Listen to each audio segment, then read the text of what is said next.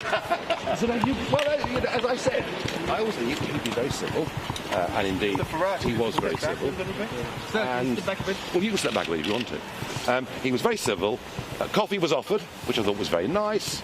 I genuinely don't think he understands why people voted for Brexit. I really don't think he gets it.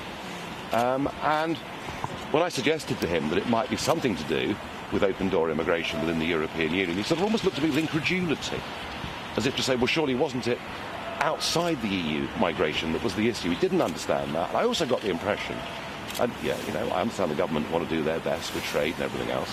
I don't think anybody has been to see him to really make that point, that immigration was front and centre of that campaign. It was what motivated millions of people who don't normally vote to go out of the referendum.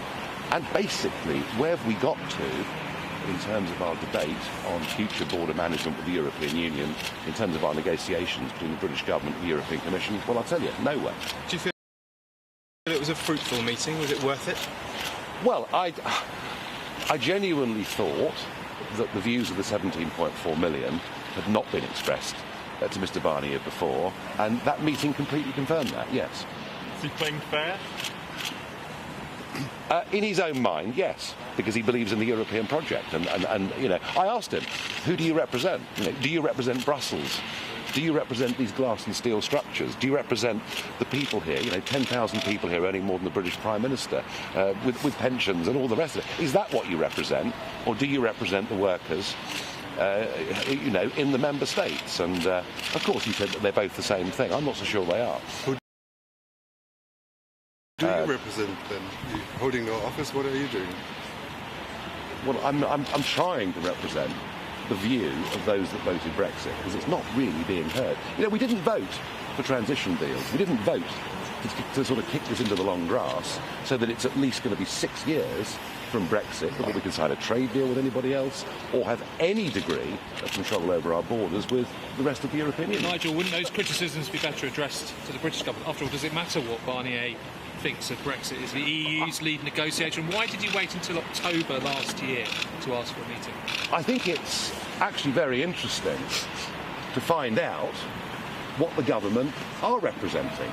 She says she's the Brexit Prime Minister. She fought the general election on that basis, and we find she is the Brexit Prime Minister apart from one issue called immigration, which she hasn't even talked about. And you know something? That is still a very major issue in British politics. We want a proper, fair settlement to it. And why did I wait? Well, I tell you what drove me to it. It was seeing Lord Adonis coming here. That was what really drove me to it. And I thought there's a never-ending stream of Ramonas coming in this building. I mean, well, collusion almost, isn't it, to try and stop Brexit happening. It's about time the other point of view was heard.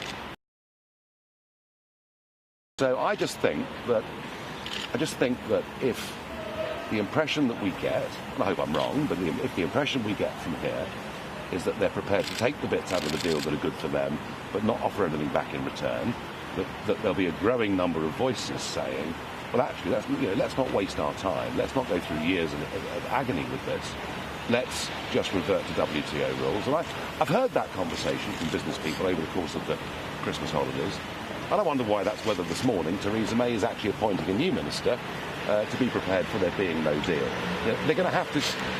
The European Union is going to have to give a bit more than it's currently prepared to do. Would you rather say Switzerland was a good model for the UK? Why have you changed your mind? Well, Switzerland's a better model than full membership of the European Union. But ultimately, yes. Although they voted in a referendum against that, so let's see how their government responds to that. Yeah, it's ridiculous to compare Britain to Canada, or to Switzerland, or to Norway, or anybody else. You know, we are the United Kingdom. We are one of the most important markets for the European Union in the world, and we should want post-Brexit to be one of the European Union's best friends, not one of its worst friends. The voters were told something different to what they're hearing now. Well, you could argue that with every single election that's ever been fought since the ancient Greeks. The fact is, Leave voters were pretty clear in their minds, were they not? We were voting to leave the European Union, the single market, and take back control of our borders. And they weren't just told that in the referendum, they were told that in the general election, in the manifestos of the Conservative and Labour Party. And 85% of people who voted in the last election voted for those things, and they deserve to get it. It's an old tag now, a bit warmer, and they may be. So we don't.